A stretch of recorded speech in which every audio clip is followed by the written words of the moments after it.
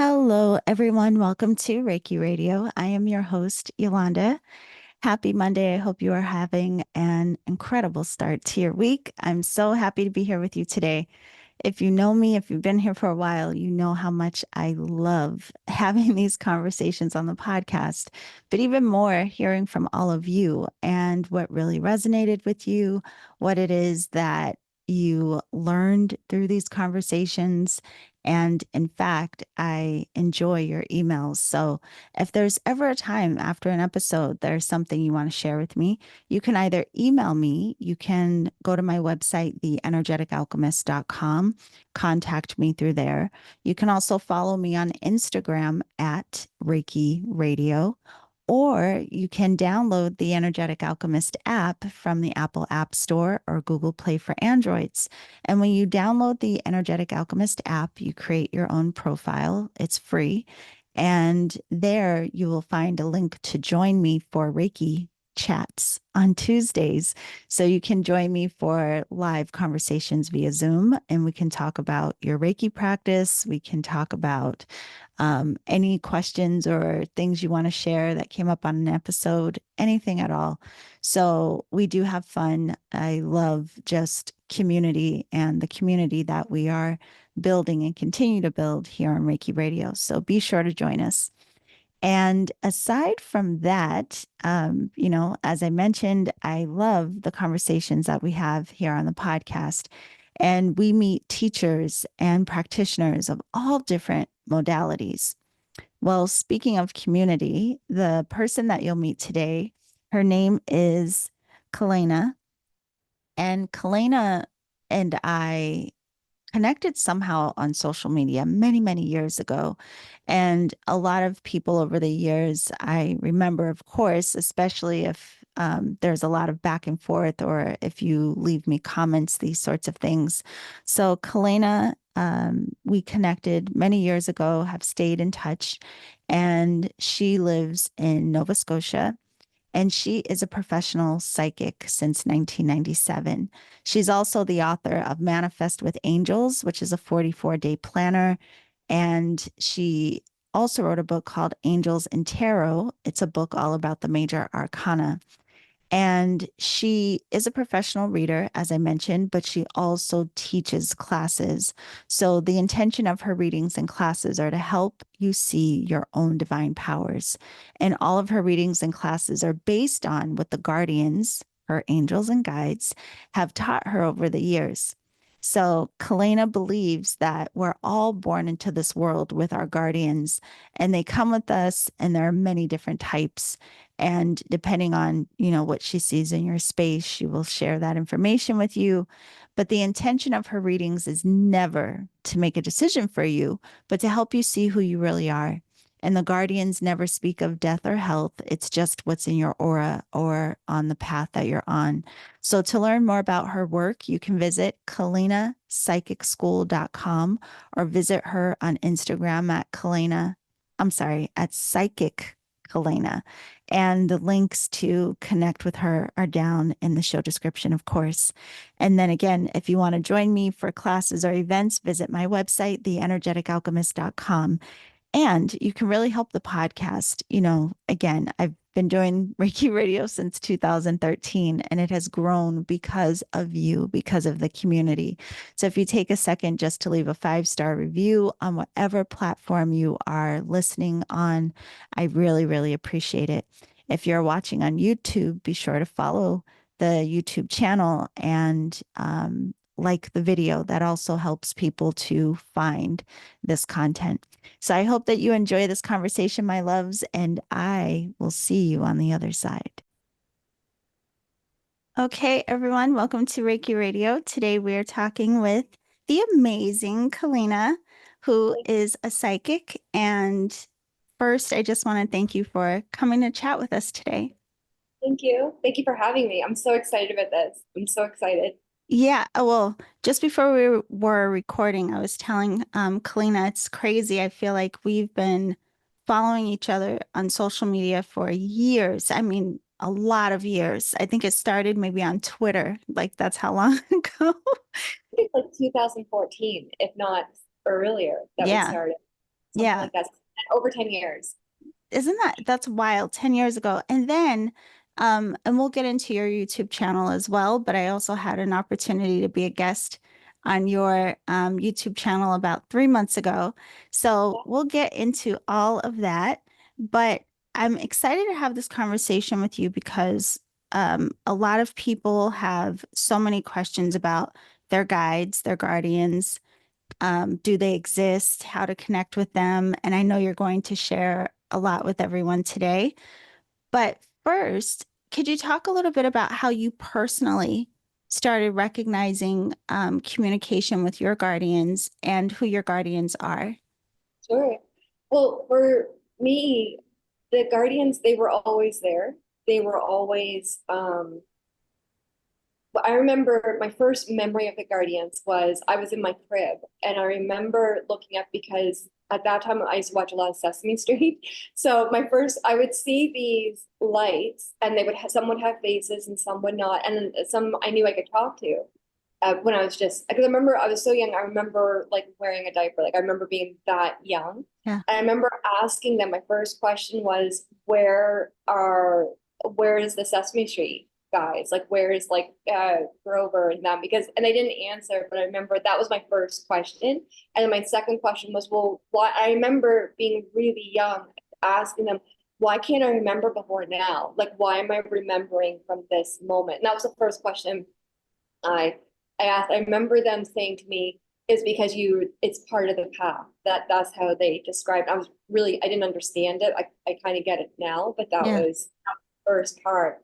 And our family, we've always been really spiritual. So there's been a lot of like on my dad's side, there's fortune tellers back. They have it traced back to like the 17th century in Wow. different places and things. So we kind of grew up with that, and we grew up with more like it was kind of like all spiritual paths, but mostly like a lot of Wiccan Mhm. influences. So my great grandmother would put holy water on the walls during a thunderstorm thing. Like we just kind of grew up with that.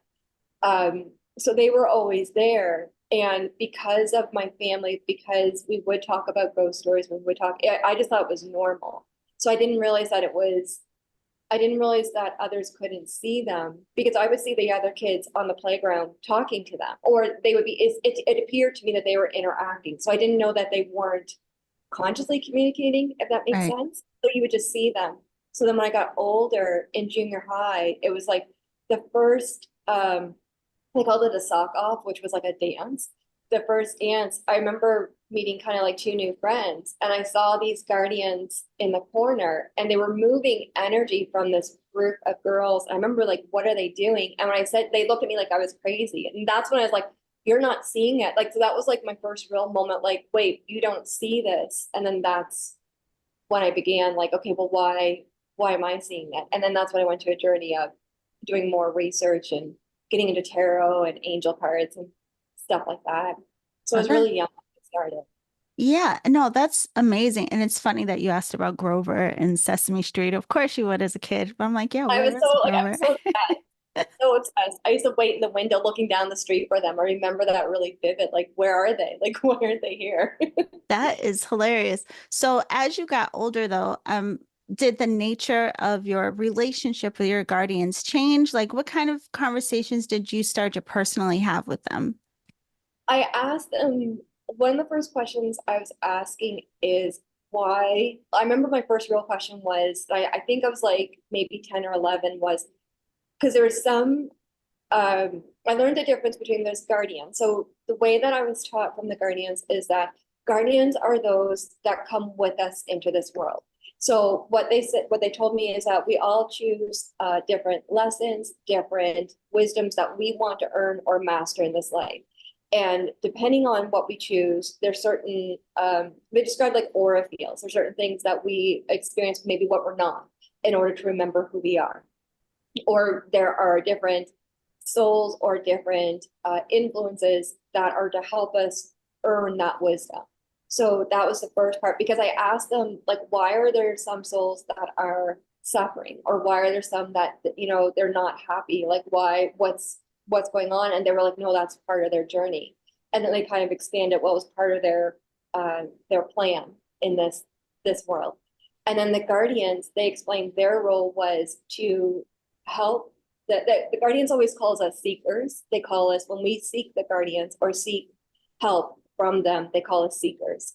So they said that the seeker we all have the law of free will. We all have free will, and law of free will states that we can change it. So if we're doing a particular lesson that, say if it's really intense, like if it's an energy that, say someone's in an aura where they want to learn how to deal with anger, like just say something random. Well, if it gets to a point where they don't want to do it anymore, the guardians of law of free will is that we can shift it. So then we've got what we needed. So we don't have to necessarily stick with the plan.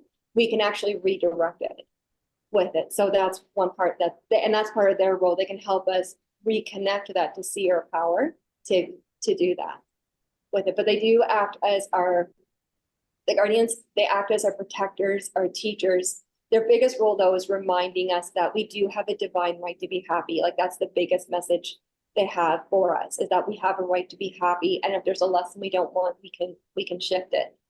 Yeah. But they never make decisions for us or anything like that. We can, they just want us to be happy and to know who we are. That's the big thing that they always say. That's really cool. So I have like 10 questions just from what you said. So one thing I know, I'm sure a lot of people are feeling relief that you say the guardians say, like, even though we come with a particular plan, if we want to make some adaptations, we can do that, right? And it makes sense. I mean, it's kind of like the people say you encounter a certain kind of relationship again and again, and then you decide you are going to be or do things differently than that repetition may end in your life, right? So that makes a lot of sense. But I'm also curious about, like, depending on who we are, do we have different kinds of guardians? And do we have different kinds throughout our life, depending on what we're going through? That's a really good question. So from what I've seen for doing the reading, so I've been doing readings about professionally close to 30 years now. So what I've noticed is most seekers have two or three guardians, grandparent or something like that. Usually the guardians are not, but ancestors or spirits can definitely come forward and have a guardian role. So it's a little bit different with it. So guardians, we have I call them like our prime guardians that are with us all the time. But then we have guardians that if we're like what you said, if there's something that you're like, okay, I need to master how, I want to learn how to walk away from an unhealthy relationship. So a guardian would be kind of assigned to that. And that guardian would make sure that, okay, what are you getting? Are you like, what's the lesson? That kind of thing. And then when we graduate, that guardian often goes to another aura field, or if we graduate, or it's almost like I always call it almost like a psychic upgrade, because many of us go through it. All of us do go through various psychic upgrades. When we go through a different psychic upgrade, it means that you can access other wisdom. It could be a past life translation. It could be like a healing power or writing, whatever you're connecting to. Another guardian may come in to help adjust your energy as you get used to the frequency. And then that guardian will go. But you'll have the prime guardians with you. So they're kind of like the specialty ones that will come in with it. But it's hard explaining the types of guardians because there's so many different types. Like there's ones that it look like starlight. And then there's ones that there's tree guardians where they physically, like their aura and their energy, like you could see the bark of the tree, you can see the leaves, you can see different, there's a lot of light beings that I'll see, like their whole aura is just like, some of them look like humanoid, but they're light, like they're different, Yeah. different frequencies. And then there's different, you'll see other ones where you'll see outlines of dragons, you'll see different outlines of different beings. So what it does, it's meant to activate an energy so we can remember and connect to them. So that's why they show themselves like that. That's really cool. Okay, so then I have another question about it. I'm like, oh, I'm so glad I get to ask you all these, because I know there are questions everyone always has. So, say for example, we notice, because you mentioned some being light beings, some being like tree-like or starlight, and all of these things. With our guides, that may be different from guardians. I don't know. You can let us know about that. If we have ones that seem to have specific cultural backgrounds or perhaps, again, maybe someone's very connected to the fairies, but someone else isn't. Have you Right. noticed a reason for that? A lot. Well, so okay, that's a really good question because it does get not complicated, but kind of because we can have ancestors that come in, but our ancestors can be fairies. Our ancestors Uh-huh. can be dragons that they come in and they're like, okay, well, you have fairy power, or you have, and there are angels, like they're like, okay, you have angel power. So there's auras that you can connect to that family line depending on the lesson that you're doing. So I notice a lot of the teachers that have been sent to this world to help raise the vibration, they connect quite a bit to the other realms really, really quickly, like the fairy realm, angel realm, the crystal realm, because those are souls too. Yeah. So this is another thing because like you know, there are a lot of people who say they weren't necessarily looking for their guides or guardians, but they just at some point were able to sense them, feel them, whereas other people may never recognize them. Right. So first of all, do we have them anyway? And Yes. then what would be the benefit of actually trying to nurture a relationship with them more directly? So what the guardians that we all have guardians, and the ones that who are not maybe not aware of it, it's just because of their path. Like it's just they've chosen that for whatever reason, they don't want to have that connection to master whatever lesson they're working on. Mhm. So for the listeners, what I would say with your guardians, the first part you want to get into is practicing. You can do a really easy exercise, which is just connecting to your guardians. So you could touch, I think it's Greg Braden who talks about touching your heart. When you touch it, it connects the mind and the heart. So when you do that, what it does, it actually creates an energy pulse in your aura field. So it clears the energy very quickly, where it helps you hear your angels and your guardians more clearly. So when we take a deep breath, what it does is that it brings a peace to the aura so that we can feel our angels. And the way, what I would recommend for your listeners is I would recommend giving your angels and guardians a symbol, because when you give them a symbol, it makes it easier for them to communicate, because with the all guardians, this is not their world. So, but they do use our world to speak. And when we assign a symbol, it makes it easier for them to do the translation. So what you would want to do is say you're like, okay, for my kids, I want a purple butterfly, or for my partner, I want a ladybug. Like you can make whatever symbol you want. And then whenever you see your symbol, what happens is in that moment, your angels and guardians are speaking to you. And what they're doing is they often what's called do is layered translations, where what they do is in that moment, whatever you're thinking, whatever music was playing, whatever was around your symbol will be part of the message. So I'll give you a good example. I had a client once where her symbol was, I think it was a turtle. So what she did was she was in the car and she was on the road and she drove by a turtle. So she knew in that moment her guardians were speaking to her.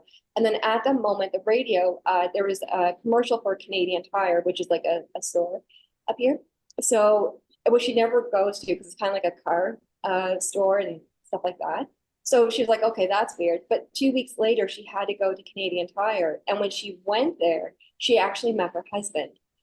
So they met, started talking, and then that was the translation. So it all came together. So there's one that, and then also too, if you can also do this with loved ones in spirit. So if you have like a grandparent in spirit, you could say, okay, every time I see a hummingbird, that's my grandmother, that kind of thing. So if they want to speak, it's the same method. And as you create the space for them to speak to you, the easier the translation gets into. You know what's so interesting, Kelliena? Hearing you say this, it just dawned on me. A lot of people do two of the things that you said, just maybe it's just inherent. We don't even consciously recognize it, but the grabbing of the heart, right? So when we Right. go through certain things, we will put our hands on our hearts anyway, which also often is accompanied with some kind of deep breath. So that's really interesting. But then the symbols, I feel like there are several people in my life who have assigned a symbol to someone who has crossed over. And these are people that don't necessarily believe in guides, have no kind of thought about any of this, but they just will almost know and be very clear about, yes, this butterfly is my mother, or yes, when I see this kind of bird, it's my grandfather. That's really Yeah, interesting. because I think my personal feeling is that we all unconsciously know our guardians. Like we Right. all, and I think those, depending on their whatever path or lessons they're on, they're just it depends on how deep they want to go into it. So I think yeah, I think that's beautiful. Yeah, yeah. Well, so everyone listening, think about that. Have you already assigned symbols to people? So another thing, two other things I have to ask you about this specifically are time frames. So Mm. for someone like you who is very, sensitive, you're aware of your guides, your guardians, do you have to give them a time frame of like, don't wake me up in the middle of the night? Yeah. If people are sensing energies, can they kind of set parameters around it? That's a good question because I know when they're very active, there's nights like my kind of like there's nights where I won't sleep because I'll be up most of the night either if the energy is really loud or it's not grounding. Um, and a lot of times it's because either it's we're going through an upgrade, like the energy is increasing or preparing for something. Um, but I do put up boundaries with my guardians. I try to put them at nights like nothing. Because I've had others wake me up, and I know they don't mean anything by it, but it's just if you're not prepared for it, it can be really overwhelming. Like if you wake up and there's like a was it like a shadow or an aura on this side? Like it was on this side, and it was like, or they don't mean to scare, but they do it by accident. So I Yeah. try to put boundaries where it's like, okay, this is I need sleep and let me sleep kind of a Yeah. thing. But when I want to touch on what you said about time, because time to guardians is really different than it is to us. Because that's probably the biggest question I have for from my clients is like, okay, well, when am I going to meet my partner? When am I going to not worry about money? And guardians, they see time really, really different because a lot of the answers is like, okay, well, when they complete this lesson, then the partner can come in. But it's the time, it depends on the seeker, what they're doing. And often they'll do a lot of seasons. Like they might be like, okay, when we feel the autumn wind, that's when the energy will change. Because they'll speak like that. But it can be at different years. I'll give you an example. My dad, before he retired, he's always asking my sisters and I to do his cards because he was like, he wanted to know when he was going to retire. And we kept getting July, but it was like 3 years later. So he was like, well, they didn't say what year. It's like, it's all right. It's just still July. So they will give times, but it's just, the years might be off of it. Yeah. Wait, I have to go back to that in a second, but I have to ask you this too. I just have two more things about the Guardians, I think. So another question, I've always been curious about. And it comes from like a way that I was trained with things as well. But in your work and what you see, can Right. we tell our guardians to interact with other? So, for example, like if there's someone who is very, really trying to infiltrate my space, I mean, a human though, right? Oh, yeah. Yeah, Okay. but Yeah. energetically speaking, and they may not be doing it intentionally, but you could just feel someone in your space, right? And Yeah. so there would be times where I would tell my guides or my guardians, like, can you handle that? Like, can you go Yeah. talk to their guides? Like, mm, Yeah. this kind of thing. That's true because it's law of free will because you have a right to decide who or what's going to be in your aura. So Yeah. you can definitely say, can I put some energy there? Because and it's you're right too, because a lot of souls they don't realize it. They don't realize that they're in someone's aura and Yeah. they're not aware of their power. Often that's what it is. They're just not aware of their power and they're just not not necessarily grounded, but just an energy. They don't see who they are. Right. But Yeah. yeah, Oh, that's what you do. Ask the guardians like, okay, just tell them to go that way. yeah. Yeah. Oh, it's funny you say that too, because my mom, when she came to visit me, how old am I? At least maybe, I don't know, maybe 10 years ago, something like this. And she's interesting. I can't even like put a label on her because she doesn't put one on herself really, but she's interesting. We'll say that. I grew up with like interesting books and like she has interesting interest. We'll say that. But anyway, and she told me one time, she was like, you have to be very careful when you get upset with people And I was like, why? And she's like, because of like what you project energetically when you're upset. And she didn't mean like I'm so angry, like I'm fuming. She was Right. really telling me, be very mindful, like you're responsible for your thoughts and how you feel, and especially if it involves another person. So she always was like, that's a big, big thing. And I'm glad I say that to say I'm glad that you are sharing with us that a lot of times people don't know or don't realize how impactful their energy or their direction of mind can be. Yeah. Because I notice a lot of seekers, they guardians always describe it that there's a lot of seekers who are so energetic that they can feel like, let's say if we were in the room together and I'm really cranky because I didn't have my coffee, but then you feel cranky, but not Yeah. because you're cranky, but it's because of my aura. They don't realize that they would have that ability to translate the aura like that.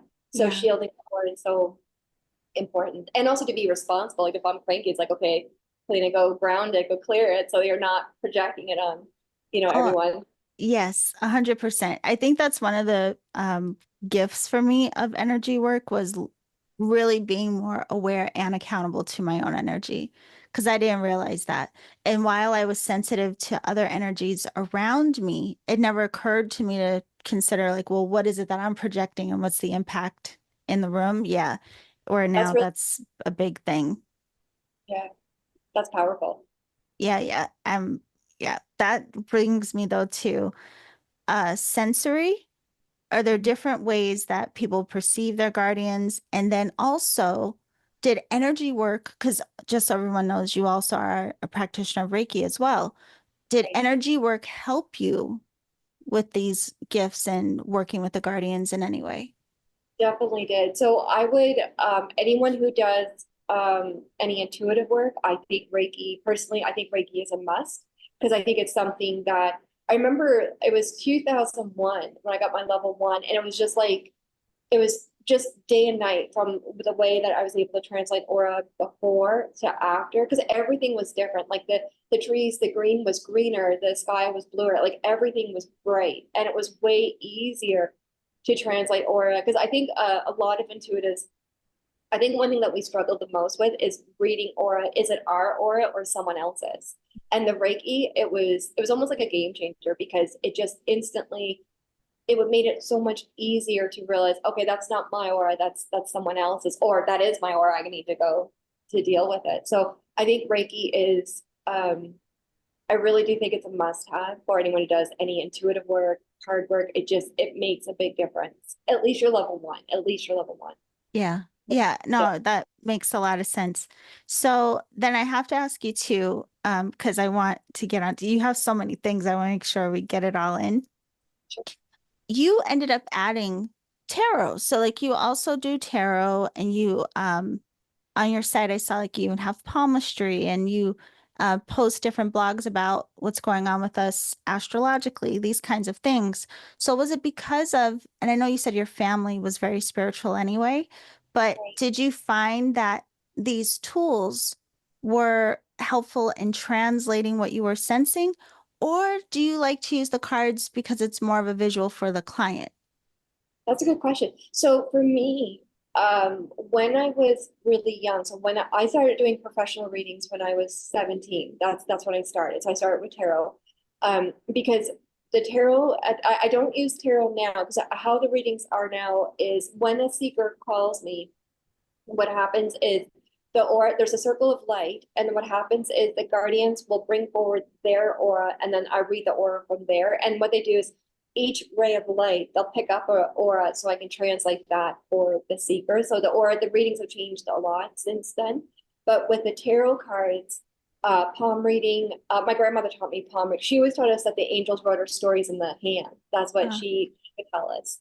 And so with the tarot, the astrology was a big one too because actually the guardians got me to do that because the guardians are like, you need to learn the language of the stars because that's like the weather. So it's sort of like one guardian, she compared it to like a hurricane. Like if the energy is like a hurricane and the astrology can tell you that, okay, this is a hurricane, if you understand where the aura is, then you're not going to take it on. So Right. it was more like almost like an energy weather forecast rather than like an impact. And the same thing like with astrology as law of free will, you can redirect it if there's something where you're like, oh, I don't want that aura, I can go over here. But if you're aware of it with it. But the big one that the guardians were focused on way more than anything else was the moon signs. Because the moon changes zodiac signs every 2.5 days. So if we know where the if the energy changes, we can pinpoint it and then we can be aware of that for the day.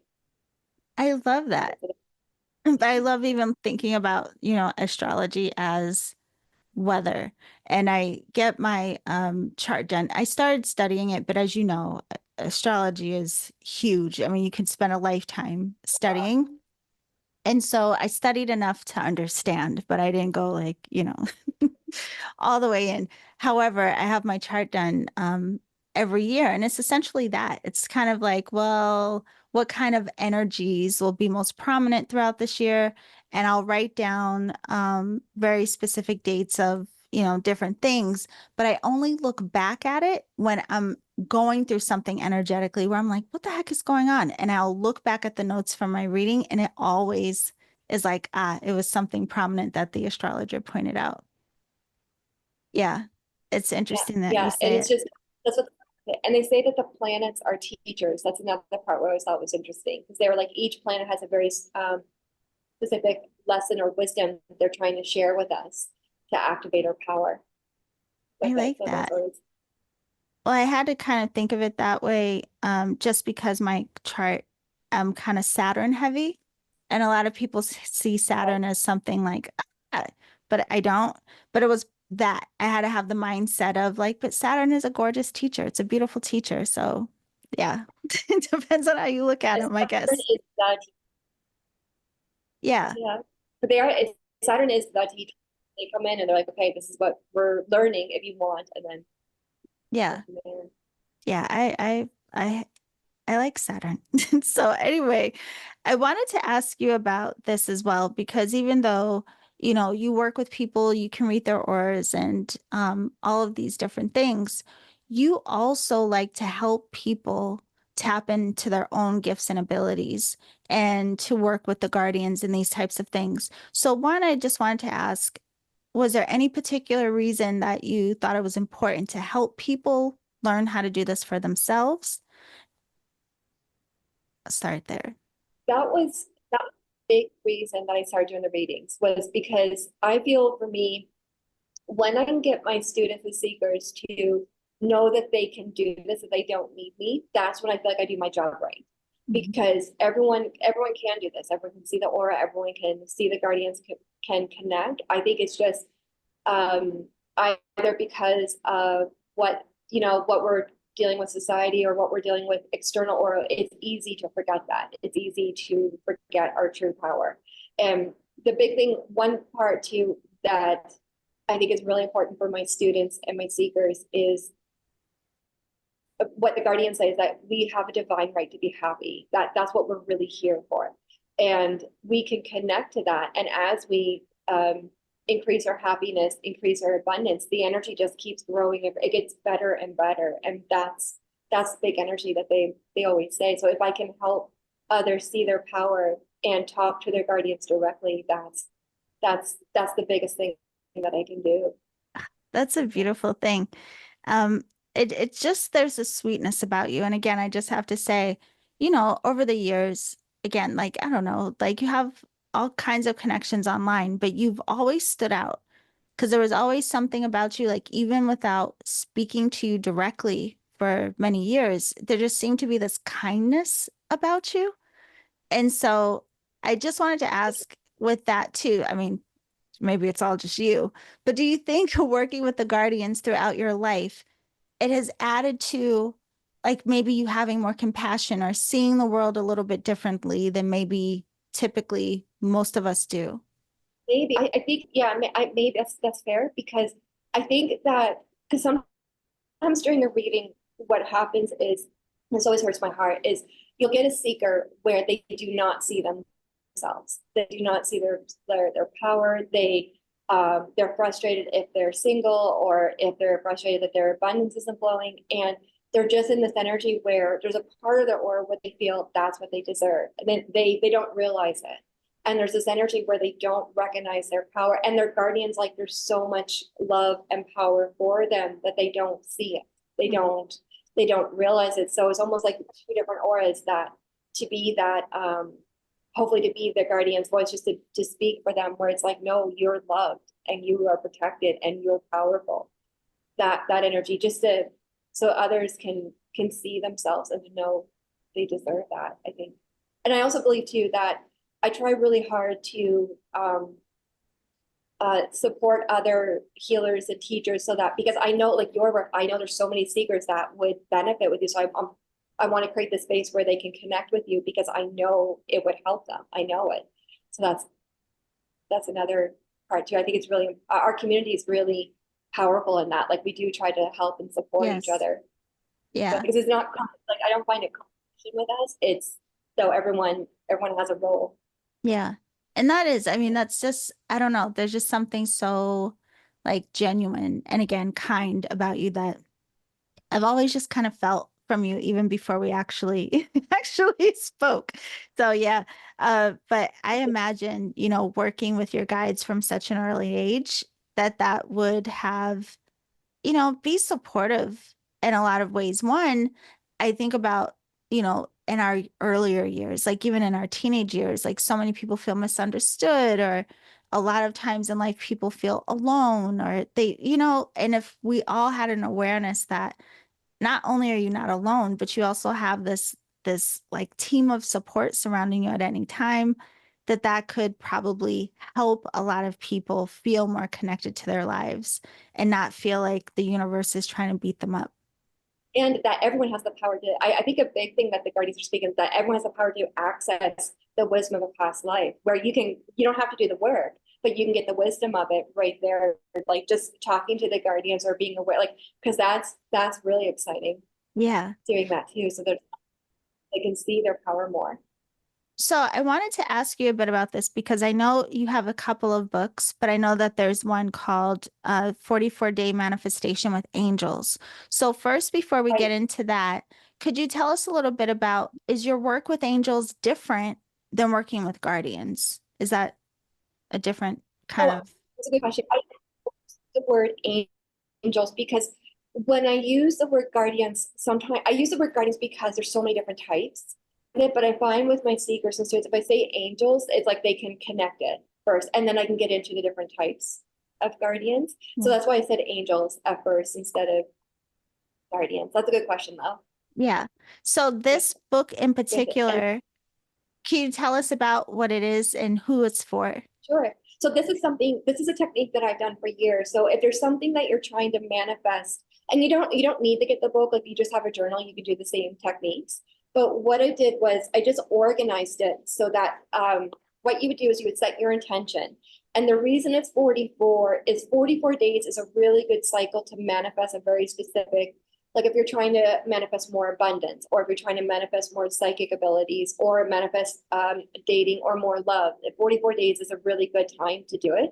So the way the book is you would, and what we would do, you set your symbols for what you would want for the guardians according to the thing. And then basically what would happen is every day you would record, you get a daily angel message, and it's just a day to organize, so your to-do list, your normal schedule. But what you would do is you set your goals, your reward, and your dreams from the last night. Because what that does is it focuses the energy so that when you're trying to manifest, it makes it easier for your guardians to give you guidance on how to make this happen. So for example, your goals, so law of free will, guardians cannot step in unless we ask. So when we put our goals, that's asking the universe, okay, this is what I'm trying to manifest for this. And then the second thing that a big part with the guardians focus quite a bit on is rewards. So they really feel that we should take time every day to reward ourselves. So if it's like, you know, it could be like a piece of cheesecake or a really good cup of coffee, like something where a moment of like, I deserve this. Like this is something good for me, because that's a big thing that they want us to know. It goes back to, we have that divine right to be happy. Yeah. And then the other part, which is really important, is to record your dreams, even if it's just in point form. Because what happens when we write our dreams with the intention of manifestation, often it doesn't make sense in the moment. But when you go back, you're like, oh, I had a dream about that. And then it just clicks. It makes sense. So just kind of like to organize everything for your listeners so that they can, as they're manifesting, they can see the translation as they go along. Oh, that's perfect. Yeah, I'm looking at. I'm like, I'm completely gonna order that because it looks like fun. But I love when things are organized and I just have to fill in the blanks. I love that. Okay, so the 44-day manifestation with the angels, and then you have two other books, and all of these are on Amazon. And for everyone listening, the links will be in the description. But what are the other two?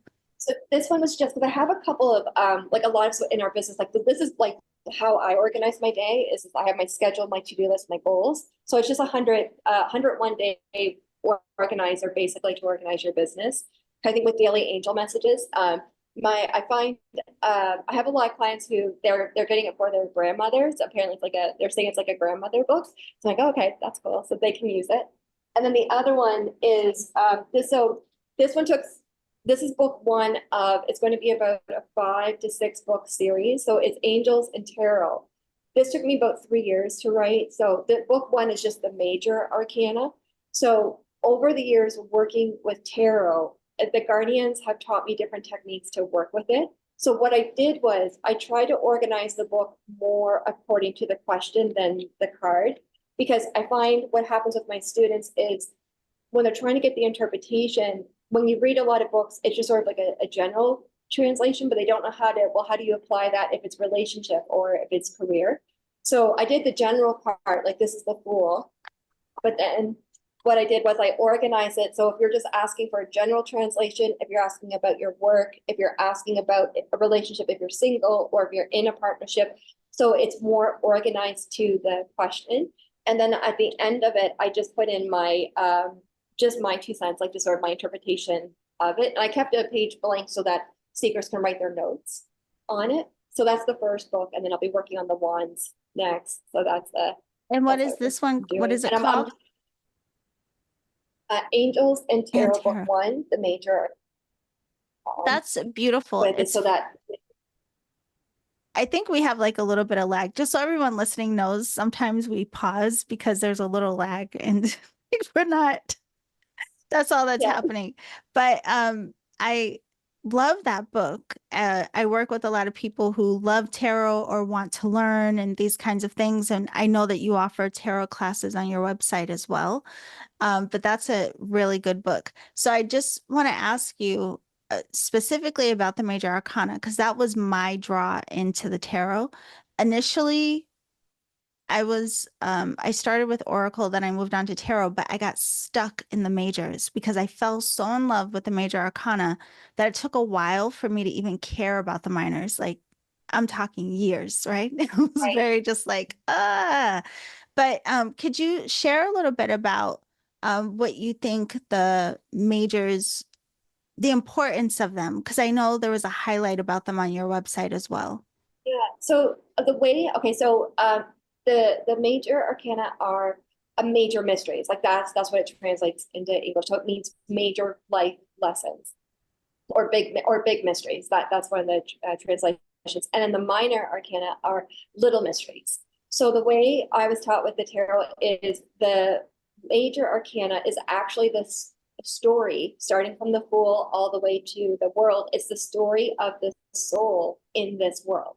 Mhm. So when you're doing your cards, depending on what card you're getting, it gives you an idea of where you are in a cycle or lesson. It gives you kind of like a pinpoint, okay, I'm here. So if it's the Lovers, it's like, okay, I need to make a decision. Which way am I going to go? Like it kind of, it helps you understand the bigger picture. So it makes sense that, like, especially with your power, like you would be more drawn to the major mysteries, right? Because the minor arcana, they're the tools. They're the ones that we can work with to help do the work, to do the path. So they're kind of, I always call the minor arcana the project managers. Like they're ones like Swords was all about communication, Cups are about emotion. So like, okay, add this, take this, like that kind of thing. But the major arcana is like, it's the serious energy. It's the one where it's like, okay, here's where you're really doing Yeah. with it. I And I love always the call way it you describe I that. always tell my Thank you. The swords, I always call the swords just for the students because I know if you guys are studying tarot, just I always call the swords kind of like the drama queens of the tarot because they make things so much louder than what it is.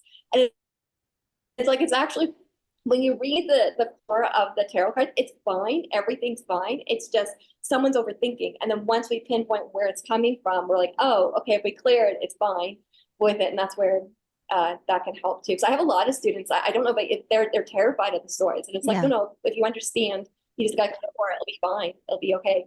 And then the court cards. I know that that's probably out of all the cards, that the court cards are the number one that seems to. It's hard for the students to connect because it's like, is it another soul in our life? Is it an influence? Is it a guardian? And that's all those questions.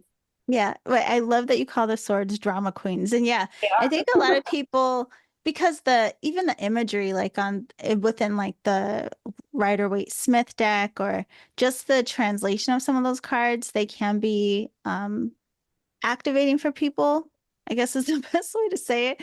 They're not like warm and fuzzy necessarily.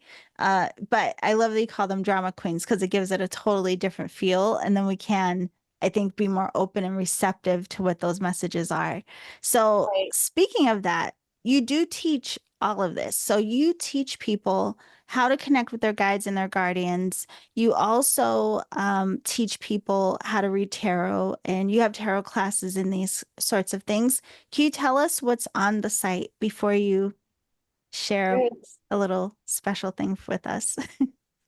So if anyone, so you can either, what I do is I'm going to be doing live Zoom classes. I'm going to keep the prices low. So just for the listeners, I'm in Canada, so the prices are Canadian, just so you guys know. So the Zoom classes will be about $10. And they will focus on angels and tarot, but I also do psychic development. I'll be doing a manifestation with angels class.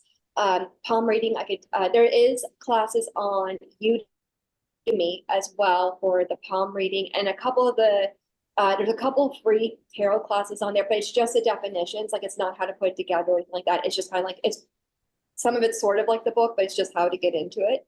Yeah.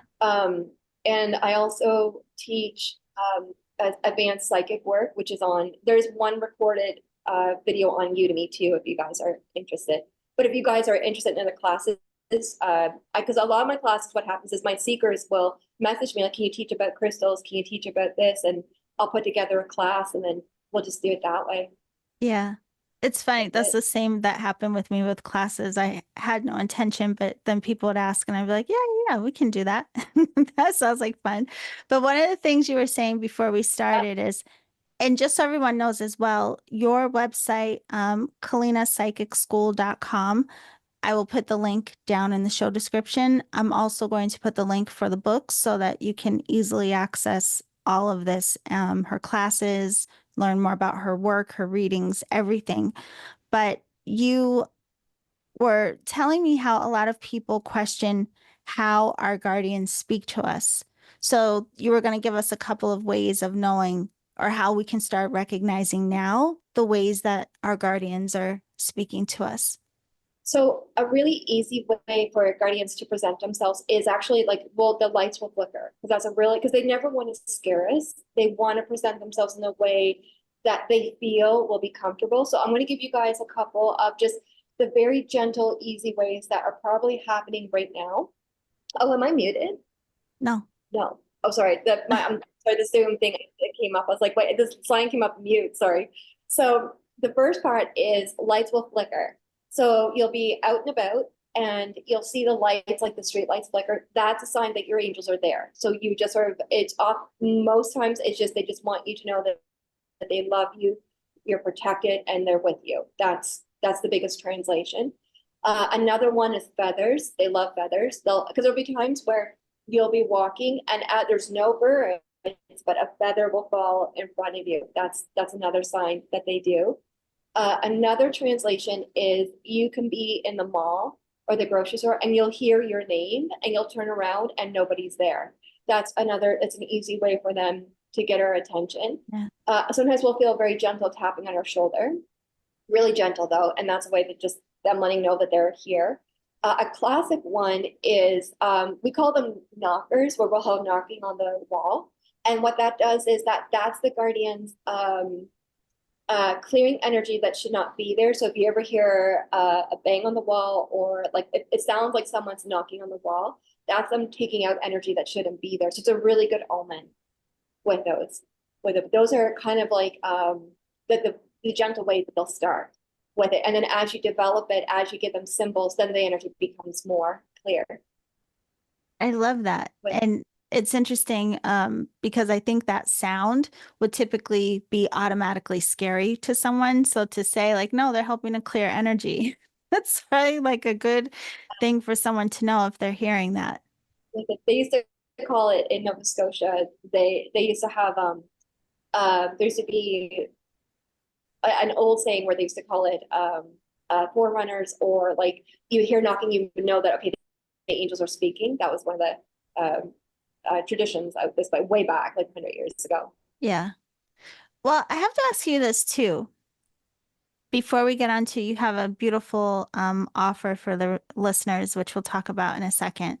But when you are interacting with people, I just thought of, I don't know if you guys had the show there, but like the Long Island Medium, and she could be at the grocery store, and then all of a sudden, people's, whoever has crossed over will start talking to her, and she just has to tell the message and this kind of thing. Do you have that happen where you're just interacting, you're at the grocery store and then all of a sudden someone's guardian is tapping your shoulder because they know that you can translate for them? Or do Oh, you sorry. set a boundary around that? Oh, I think it froze. I don't know if you can hear me, I can hear you. like with at a grocery store with. Okay. Yes. Um, it can't. Well, kind of. What it does is guardians. Um, the way that and this is sort of more like going back to the free will, where I sort of program the aura, is that the seeker has to come to me and ask me for the translation. Now, that being said, so with the going back to the free will, law of free will, I actually, for me, I know other readers that that's what happens to them. They get bombarded and they're like, they have to say it.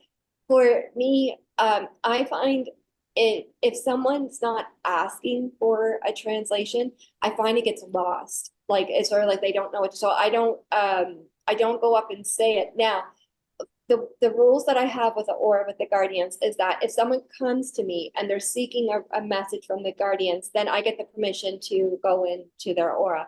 And what can happen once that it's established, there's times after, it happens to a few of my seekers where I'll be woken up in the middle of the night and that their guardian's like, hey, you need to tell them this. Can you tell them in the morning? Or if it's a loved one in spirit for them, they'll come and wake me up and they'll tell me. Or in the middle of the day, I'll be doing the dishes and they'll say, oh, can you message so and so? So that does happen. But I do, for me, and it's more like a personal preference, I have the energy where it's like, okay, they have to ask me for the translation first to start, and then I can go from there with it. But Unless it's really, I don't think I've had an experience where it's I'm trying to think. I don't think I've had an experience where I had to tell someone, unless it was just someone where I was just like, oh, you have beautiful aura. Like I'll say something like that, but yeah. that'd be the extent of it.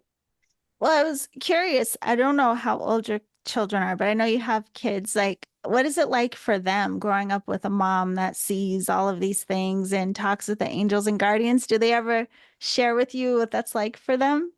Well, it's I'm an auntie, so the kids are here too. So it's Yeah. my niece and nephew. They're into this. Like they know. So we're my sister's their mom, so I'm their auntie. So we kind of raised them like kind of like how we were raised. They're like, oh, do you feel the angels? Do you feel the guardians? And like if they're having like my sister calls it angry bugs. So if the kids have anger bugs, like okay, let's go clear the aura, let's get the tingshuas and clear it. So we're teaching them that, and Yeah. they will tell us things like that. I'll give you a story. Leroy, when he was two, my grandfather was killed he's a police officer. He was directing traffic and he was killed in the line of duty way before we were born. My dad was 14, all that. So Leroy, who never knew about my grandfather, he was sitting in the back of the car with my dad and he was like, oh, he's like, Papa, your dad's here and he's wearing his police outfit. And so he knows. So he'll tell us stuff like that. Yeah. Uh, and he'll see things. He's really connected to a lot of nature guardians. Like he sees a lot of the fairies and them. And then my niece, she's really connected to dreams. Like she's a really deep dreams. So that's how they speak to her. She's really connected to mermaids. Like she connects more with the water and the mermaids. So that's Oh, what they do. So they're super, yeah, we try to we teach them a lot about clearing energy and I love how we both had a water break. Like, wait a minute. I Ooh. know. Um, but that is so interesting to me, just how that, and I know we spoke about it a little bit in the beginning, but how some people are just, for whatever reason, they tend to see more of a specific type of guardian, like the fairies or elementals and these things, whereas other people, maybe it's angels or whatever it may be. Like it's just very interesting to me that we have such a variety. Yeah. One last thing I want to ask you about that before we share with everyone your very generous offer. Can people, from the way that you've seen it, let's say, like, I don't necessarily work with fairies, not naturally, right? If I wanted to, are there certain ways that people could connect with very specific types of energies if they wanted to? So with the fairies, so they're the way that I was taught was the fairies are kind of like the guardians of different, like if it's the forest, if it's a lake, if it's the ocean. So it kind of like depends on the nature force or stones, because there's Yeah. different fairies. So it depends on what the seeker is connected to. So if the seeker is connected to the ocean, they're probably going to be more connected to the ocean guardians, the ocean fairies.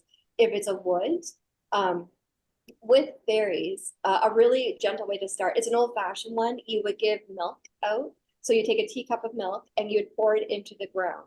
And what that does, it's a very old way of giving respect to the fairies. Like just letting you know, okay, we know that you're here, but we just want you to let you to know that this is an old way of it's kind of like just really good manners. It's a good energy Yeah. of like, okay, here we're acknowledging you. And the other part too is old fashioned ways, which are still really good, is you would give offerings, which would be like wine is a good one. You would pour like just a glass of wine, pour it into the ground. Now you'd want to do it more at sunset for it because it's easier for because one thing too, your students, your seekers may know this too, is that energy at sunrise and sunset, it's easier to translate aura because we're between worlds. So we're between night and day where we can connect a little bit better. So when you do, if you're connecting with the fairies or if you're connecting with the guardians, those times are much easier to do it. Now with fairies, often a lot of them are shapeshifters. So usually what will happen is as we do it, a bird will appear or a bumblebee. So some animal will come forward usually, and that's because that's there in their aura. They feel it's a way that we would be more comfortable seeing them No. with it. So usually it's really quick. It's like you look up in the tree or a bush, and then there's a little bird kind of a Yeah. thing. Oh, okay, you're here, and then learning their language. I With, love those tips that you gave, and it's interesting hearing that you would pour the stuff into the ground because it reminds me of how in some traditions, not necessarily with fairies, but connecting with other kinds of deities, you would just put like the wine or not wine, but other kinds of alcohol on the altar and things like that. So it's yeah, very interesting. Yeah, I like that. No, I never heard of that before. with it. My Thank understanding you. you pour it in because it connects because the roots all connect. So it Mhm. just it sends the message out like really, really quickly to everyone. It's like, oh, okay, they know about this. So then they can they're like, oh, we can talk to them more. So usually what happens is you'll go out and about and it's like all these birds are way more, or you find feathers because they get excited that they you recognize them. I bet everyone's gonna try now. Yeah, yeah. And it's just it's so magical and you'll start finding like you'll find gifts like you'll find different branches and translations like that. I love that. Now, you and your sisters, as you mentioned, I mean, I just can't imagine how interesting that must have been to grow up in a family that was just so open about all of these things, and then to have sisters that you get to work with. I got to meet one of your sisters. Um, but it really has been a pleasure today getting to talk to you, even though I did again, like I said, on your YouTube channel 3 months ago. It's so interesting the connections we get to make in the world now. But could you tell everyone about your YouTube channel? Because you and your sister Mhm. do things together on there. what is it that you highlight? So my sister Tracy is Tracy J Reiki and Beauty. So she does a lot of Reiki and she's connecting a lot with beauty, like how to strengthen, like meaning like seeing your power Yeah. kind of thing. So she does a lot of YouTube shorts about translations and she does makeup tutorials and sort of like different techniques like how to work with. I think she Mm. did want to read some castor oil, like that kind of stuff. So Yeah. she does that. And then we have a joint show which is called Psychic Chat where we try to bring other teachers and healers so that when the students and seekers, when we come together, it just everyone can learn different ways. Because I'm a big believer that there's not just one way. Like there's so Right. many different techniques. Like I would even tell my students, like when you're getting your tarot books, get many because don't I wouldn't focus on one just one. I would learn from many teachers because you'll find your own way. You'll find Right. your own language with it. On my channel, I have a lot of techniques, like one, how to, a different way to read a crystal ball, different energy techniques, messages from the guardians. I try to do that when I can, like just sort of like a basic, like this is what the aura is for today. And just some tips, like a really easy one, like for example, drinking green tea. Whenever we eat something that has the same color as a chakra, it activates the chakra. So green tea would activate the heart chakra and just like different techniques like that for you guys so that the students and seekers can see their power and know it. That So that's is what beautiful. I Yeah. So I will put the link for the YouTube channel as well. But even on social media, you just reminded me, you'll post like every now and again, I would see sometimes you would put something about a message from the guardians. Like, if someone is seeing this, a message from the guardians. So I will put all of the ways to connect with Kelliena right below the episode. But you offered a free reading that we could do a drawing for one of the listeners. yeah. So could you just give us a little bit about what is it like having a reading with you so that they could even know like what it is that they have an opportunity to win? So for the seekers, of what would be is you would just okay. So I'll do the technical part and then I'll explain the reading. So I'm in Canada, so I have WhatsApp. So you would just text me, and then we would set a time to do your reading. And just for the seekers too, for the listeners, I do readings in different ways. So I offer one where one is a 3 question audio reading, so it's $20 Canadian and you would just send it, you would text me your 3 questions, and then I would do an audio recording of what your guardians would say according to the question. And then I do a 15-minute phone reading and a half-hour phone reading. I do sometimes hour reading, but I find it's so much energy. I find it for me it's really hard to do an hour, so that's why I Yeah. do 3 question, 15 half hour with it. So what happens in a reading is I don't. The only thing I need to know is just your first name and your phone number, so I can call. And what happens is I set a circle of light, and what your guardians will come forward first, and the guardians would say, "Okay, I'll use Yolanda as an example." So I'd be like, "Okay, Yolanda, this is Yolanda's aura," and then I would describe the aura of what I'm seeing, and then from there they would tell me your gifts, your powers, and what you would look like to me, and then from there the guardians would go into, okay, this is what's rising. They do talk about events. So if there's like a new job, new abundance, relationships, family, they do talk about stuff like that. But the biggest thing that they focus on is your power and the energy that you're calling in. That's where they go into. And they do give heads up. Like if they feel like an energy's off or something like that, they will give a heads up Yeah. on So it sounds like a lot of fun. Well, so we're going to do a drawing and um what should we say? Should they email? did you want them to subscribe to your newsletter and then you just draw? Would that Yeah, be or do you have a newsletter? I do. Yeah, I have one too. It's whatever. Yeah. You, Yeah. So I would say if you all go to her website, KellienaPsychicschool.com, which again, I'll put in the show description.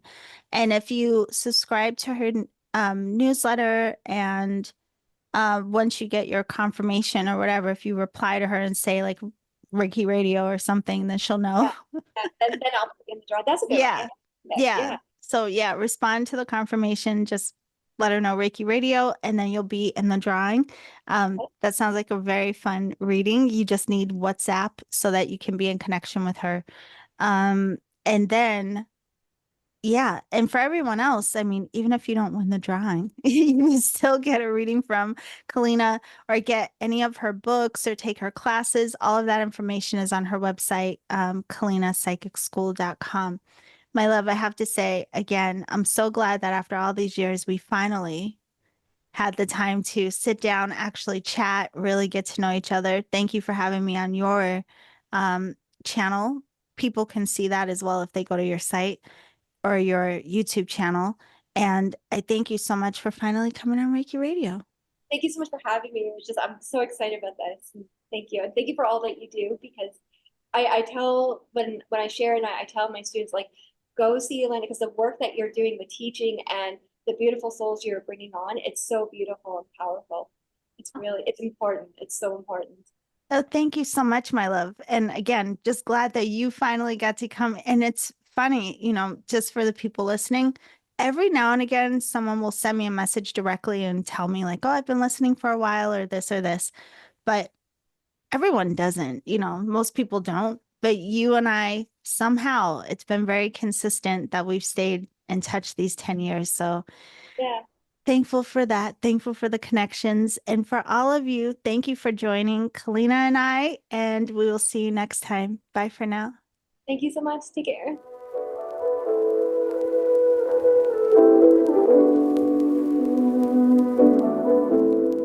Okay, beautiful alchemist. Thank you so much for joining me for this conversation today. And thank you, of course, to Kelliena.